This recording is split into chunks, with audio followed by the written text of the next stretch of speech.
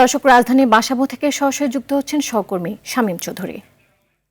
শামীম, প্রার্থীরা প্রচার কেমন দেখছেন এবং তারা কি প্রতিশ্রুতি দিচ্ছেন এবং ভোটাররাই বা কি বলছেন জানাবেন আমাদের।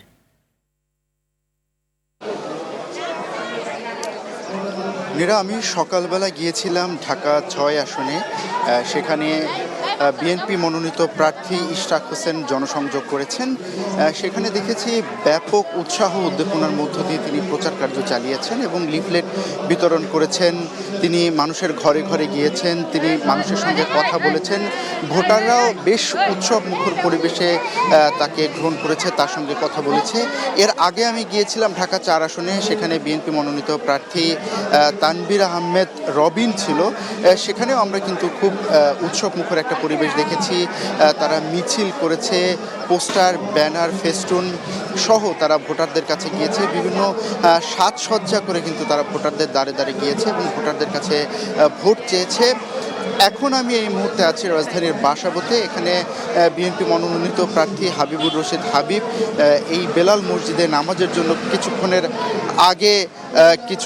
আগে তিনি মসজিদে প্রবেশ করেছেন নামাজের জন্য এবং তিনি এখনই এখান থেকে বের হবে। আমরা দেখেছি যে এখানে তিনি লিফলেট বিতরণ করেছেন এবং লিফলেট বিতরণ করতে গিয়ে কিন্তু তিনি এখানে যারা ভোটার আছেন সেই ভোটারদেরকে তিনি লিফলেট দিচ্ছেন। তার যারা সমর্থক রয়েছে তারাও কিন্তু ভোটারদের কাছে লিফলেট পৌঁছে দিচ্ছেন। যারা এখানে নামাজে এসেছেন তাদের কাছেও লিফলেট পৌঁছে দিচ্ছেন। নামাজিদের কাছে মুসল্লিদের সঙ্গে কথা বলেছেন। আমরা যেটা দেখেছি তারা কিন্তু আগামী ১২ ফেব্রুয়ারি নির্বাচনকে কেন্দ্র করে বিভিন্ন ধরনের প্রতিশ্রুতি দিচ্ছে ভোটারদের। তারা বলেছে যে বিভিন্ন সমস্যায় জর্জরিত তাদের এই এলাকাসমূহ। এখানে গ্যাসের সংযোগ রয়েছে। আমরা বাসাবোতে যেটা দেখছি যে এখানে গ্যাসের সংযোগ রয়েছে। সড়কের অবস্থাও খুব একটা ভালো নয়। শিক্ষা ব্যবস্থার উন্নয়নের কথাও কিন্তু এখানকার প্রার্থীরা বলেছে। আমরা যখন ঢাকা ৪ আসনে তানভীর আহমেদ রবিনের সঙ্গে কথা বলেছিলেন, তিনি বলেছিলেন যে তার এলাকায় দীর্ঘদিনের একটা প্রতিশ্রুত জায়গা ছিল, ওই এলাকাতে একটা হাসপাতাল নেই।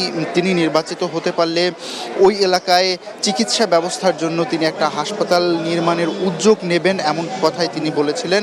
ইশরাক হোসেন বলেছিলেন পুরান ঢাকা আপনারা জানেন যে বিভিন্ন সমস্যায় জর্জরিত থাকে সবসময়। ইশরাক হোসেন যিনি প্রতিশ্রুতি দিয়েছেন ভোটারদেরকে, তিনি যদি নির্বাচিত হতে পারেন এবং যদি তিনি জনপ্রতিনিধি হয়ে সংসদে যেতে পারেন তাহলে কিন্তু ঢাকা ৬ আসনের যে সমস্যাগুলো রয়েছে সেই সমস্যাগুলো কিন্তু তিনি দেখবেন এবং জনদুর্ভোগ এবং নাগরিকদের জন্য যে দুর্ভোগ রয়েছে ওই এলাকায় সেই সমস্যাগুলো কিন্তু তিনি দেখবেন। এই মুহূর্তে কিন্তু আমি রয়েছি ঢাকা ৯ আসনে, যেখানে বিএনপির মনোনীত প্রার্থী হাবিবুর রশিদ হাবিব নির্বাচন করবেন। কিছুক্ষণের মধ্যেই তিনি এই মসজিদ থেকে বের হবেন এবং তিনি জনসংযোগে বের হবেন। তার যে প্রতিশ্রুতি তিনি তা ভোটারদের কাছে তুলে ধরবেন। তো নীরা, বাসাবো থেকে এই ছিল এখানকার সর্বশেষ। শামীম, আপনাকে অসংখ্য ধন্যবাদ।